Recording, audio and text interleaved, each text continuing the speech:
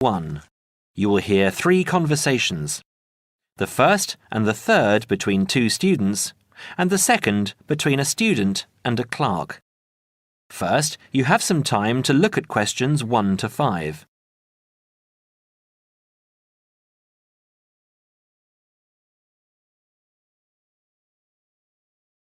Now we shall begin. You should answer the questions as you listen, because you will not hear the recording a second time. Listen carefully and answer questions 1 to 5.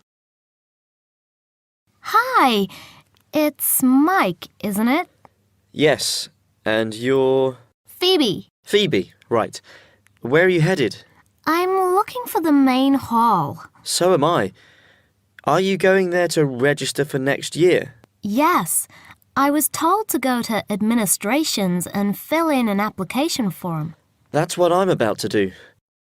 I went to information and they told me it was at the end of this corridor. Then we have to turn left and immediately right.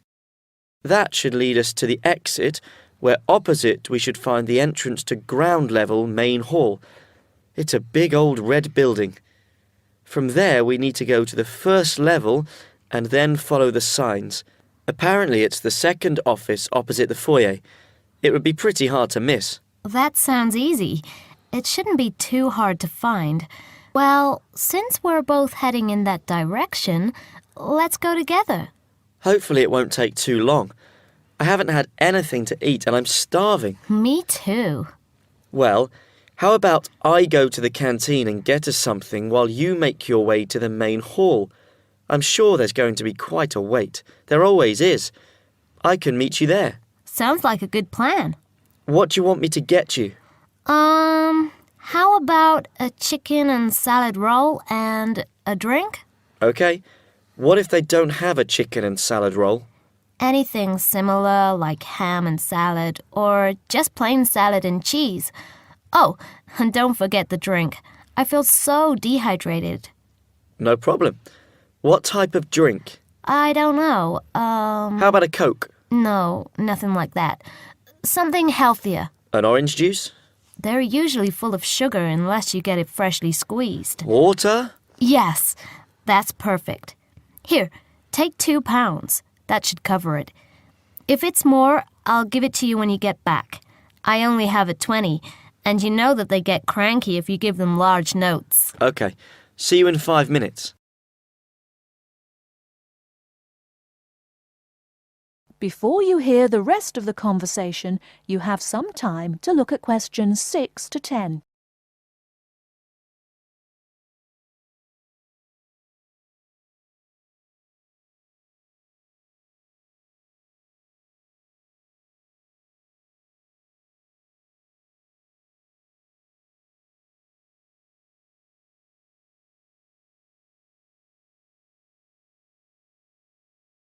Now listen and answer questions 6 to 10. First year economics. I'll just have to fill out this form for our records.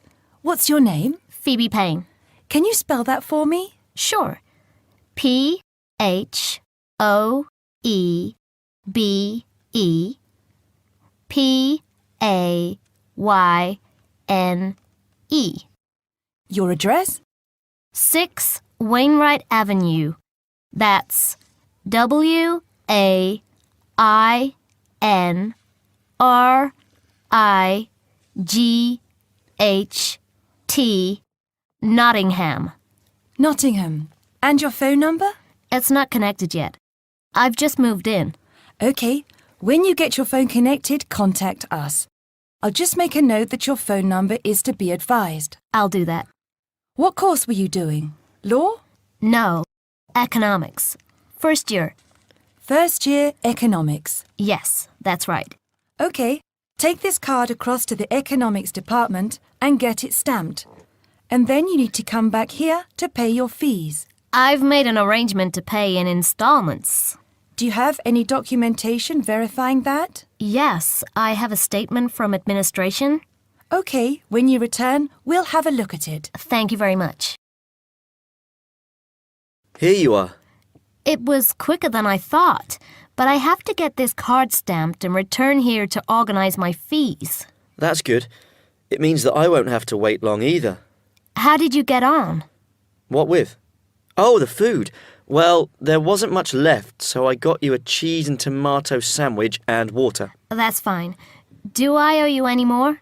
No, I need to give you back £3. But I only gave you 2.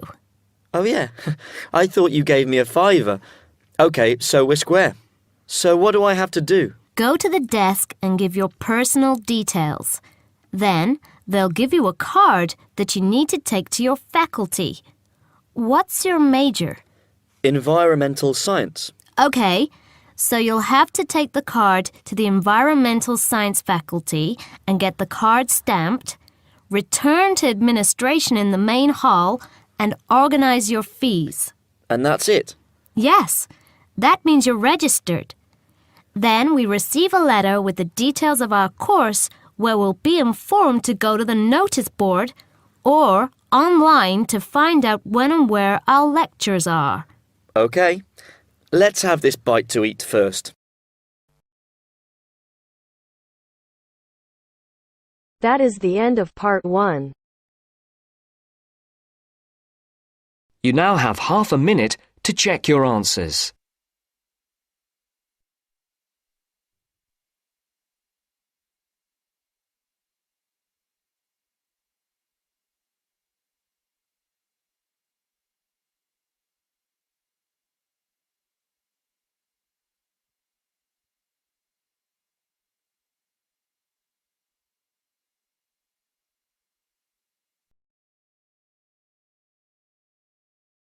Now turns to part 2.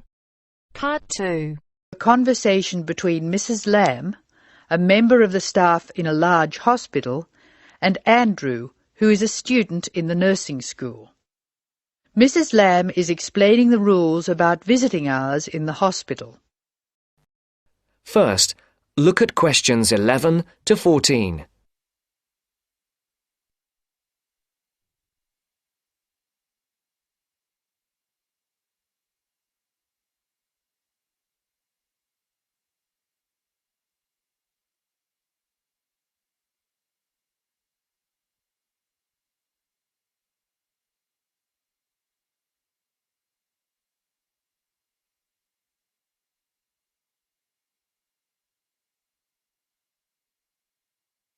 Listen carefully. Hello, Andrew. I believe you want to know about visiting hours. Yes, I do, Mrs. Lamb. I have to fill this form out, and I'd like to have some idea why the different parts of the hospital have different times for visiting. I see. Well, let's start with an obvious one. Intensive care. People in intensive care are very sick indeed, and for that reason, we say that visitors can come between 6 a.m. and midnight. I can understand that. At the other end of the scale, our maternity patients are usually quite well, but we restrict their visiting hours from 8 a.m. to 8 p.m. We find they get very tired if we permit visitors all the time. I see. What about the surgical wards? The doctors prefer to do their rounds early in surgical, so visiting hours are 9 a.m. to 9 p.m. Surgical patients are often on very heavy painkillers, and they aren't really very good company for their visitors. But surely the visitors come to cheer up the patient, not the other way round. Of course. And often the visitors are able to help the patient a lot. That's why we allow visitors all day, the full 24 hours in the emergency ward. They help comfort the patient while they're waiting to be diagnosed. Of course, it's not just everyone who can visit a sick patient. People in intensive care can only be visited by their immediate family. What's more, we only allow 2 people in at any time. We let children of the immediate family in to visit people in intensive care, but we don't like to do it. It's very hard on the children, and it may distress the patient. However, if the patient asks for the child, and the family agrees, that's okay. What about children in maternity? Of course we let them in. They're very pleased to see their mothers. The rule in maternity is everyone may visit, up to 6 people at a time. The maternity ward is quite sociable after all. The surgical ward must be different. It is indeed. We don't allow children in the surgical ward because of the danger of infection. And as you know, we restrict the hours. There are a lot of procedures which must be carried out on surgical patients, and we only let 2 visitors come in at a time. And in emergency, people are allowed to visit all the time? Oh yes, we rely on patients' relatives to be there for them, and we permit everyone to visit the emergency department at all hours. However, we restrict it to 3 visitors for each patient. Otherwise, the room just gets totally crowded. Before the broadcast continues, look at questions 15 to 20.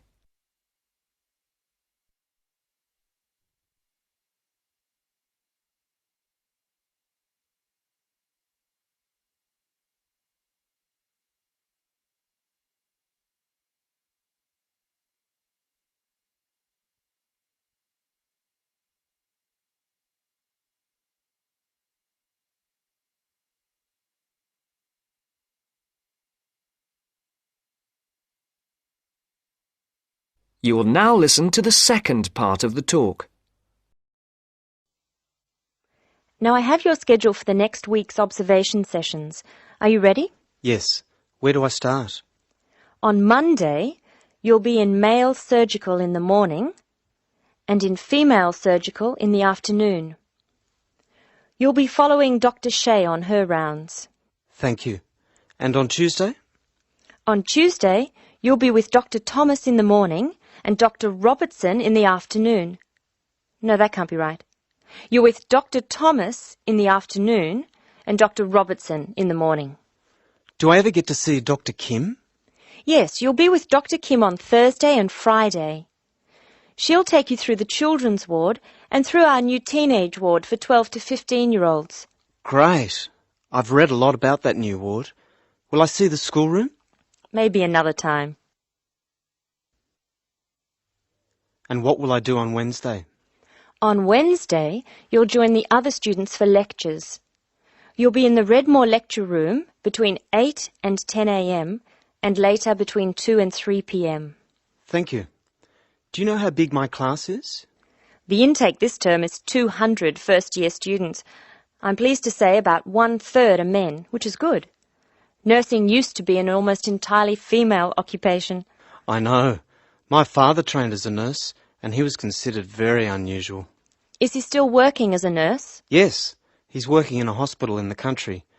I guess I just wanted to follow his example. That is the end of part 2. You now have half a minute to check your answers.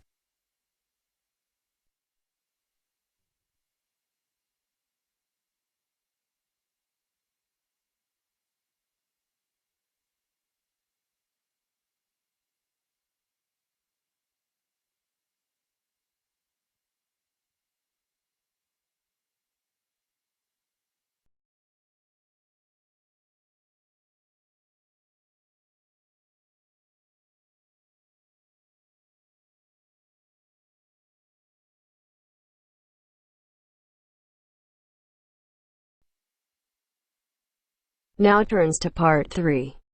Part 3. You will hear a discussion between 2 students and their teacher on a planned charity event. First, you have some time to look at questions 21 to 25.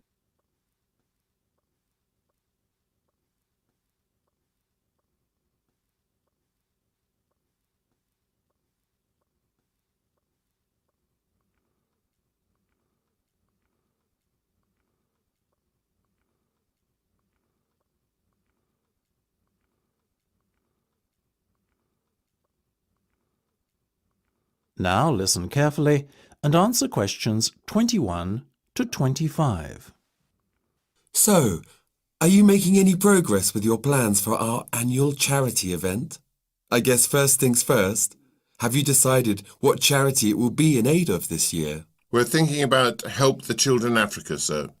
Well, that's Mark's idea, sir. But I myself prefer a local charity called the Meals on Wheels. I'd have to agree with Laura on this one, Mark.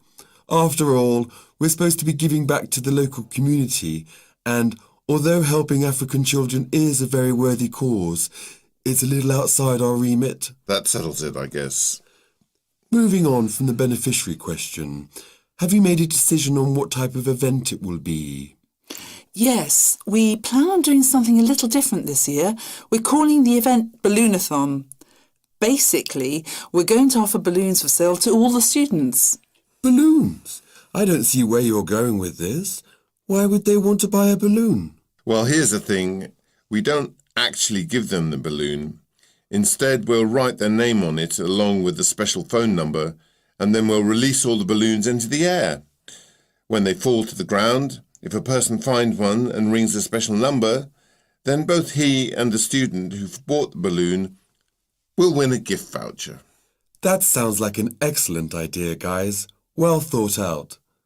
This Balloonathon has a real novelty value attached to it, don't you think? Exactly what we said, sir.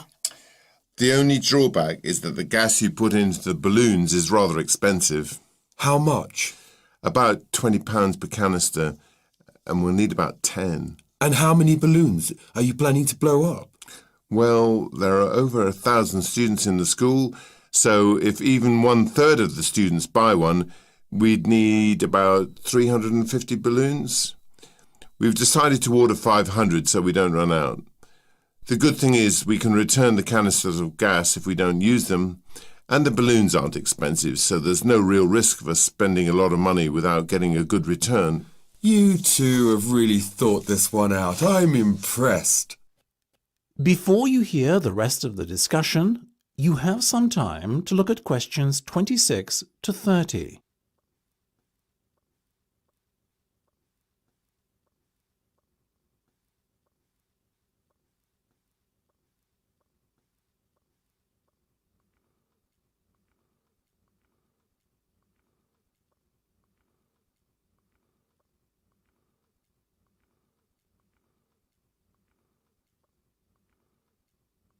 Now listen and answer questions 26 to 30. Thank you, sir. So, how much money do you think we can raise? Well, each balloon costs about 1p, and when it's filled with gas, it's going to cost us about 50 pence.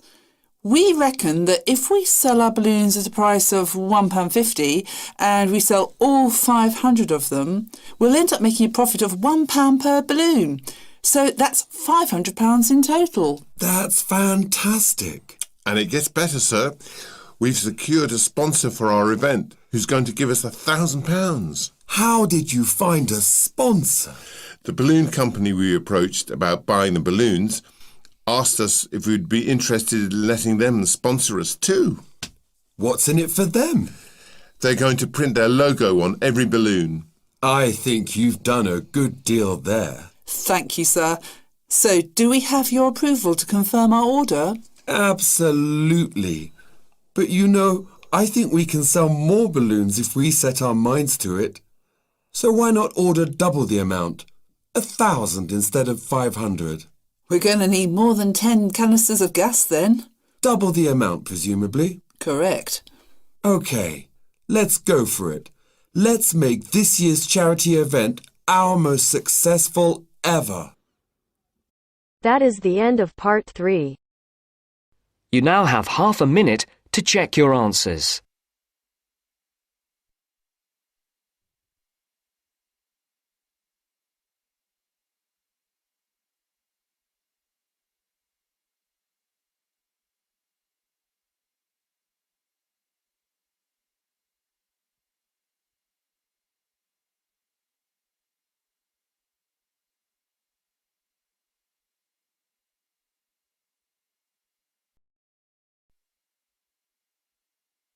Now turns to part 4. Part 4. We're going to hear a talk on wild rice. First, you have some time to look at questions 31 to 40.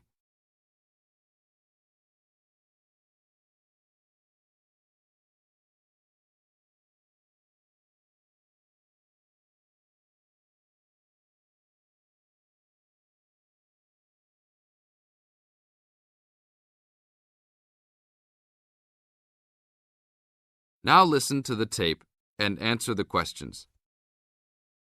Good morning. Today we'd like to talk about wild rice. Contrary to what many people believe, wild rice is not rice at all, but a grass.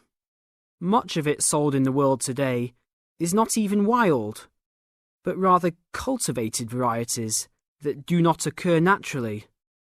Wild rice is really an annual aquatic seed found mostly in the upper freshwater lakes of Canada, Michigan, Wisconsin, and Minnesota in North America. Indians gathered wild rice before any explorers set foot on the North American continent. Early explorers were greatly impressed with the strength and hardiness of the woodland Indians and attributed their vitality to their ample servings of wild rice. Wild rice can grow in water as shallow as 3 or 4 feet along marshes and muddy waters. A tall plant, it grows to a height of 8 to 10 feet, with a long flower cluster that reminds one of a narrow broom. The grains in their husks on the tall stalk look somewhat like oats. Truly wild rice is a challenging crop to grow, even today. It's very susceptible to failure due to weather conditions. If a heavy windstorm comes along just before harvesting, the seeds can be blown into the water, ruining an entire crop. Harvesting at just the right time becomes a matter of beating the birds to it, since wild rice is considered a delicacy by many birds living in the area. Other challenges include insects, disease, poor drainage, and high waters. If the grains are too green, they are difficult to thresh or beat out of their husks. If left on the plant too long, even a few days too long, they fall off the plant into the water.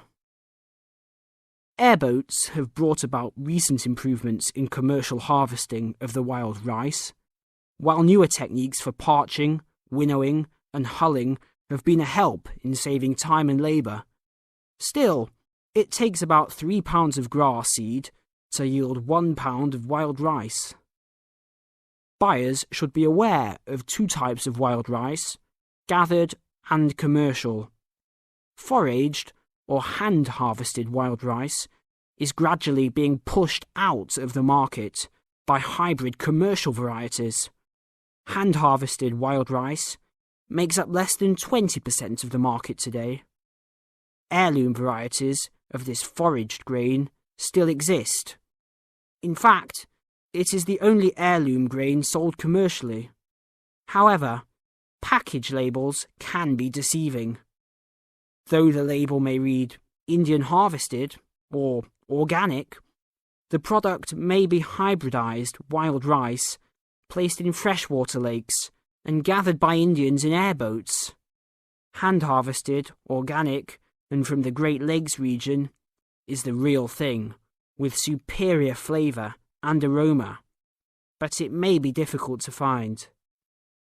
Though wild rice is one of the most expensive grains, it goes a long way. Some say that 1 pound of the grain can feed 30 people. To compensate for its high cost, try combining wild rice, half and half, with brown rice. For a truly colourful presentation, try 1/3 of each: white rice, brown rice, and wild rice. That is the end of part 4. You now have half a minute to check your answers.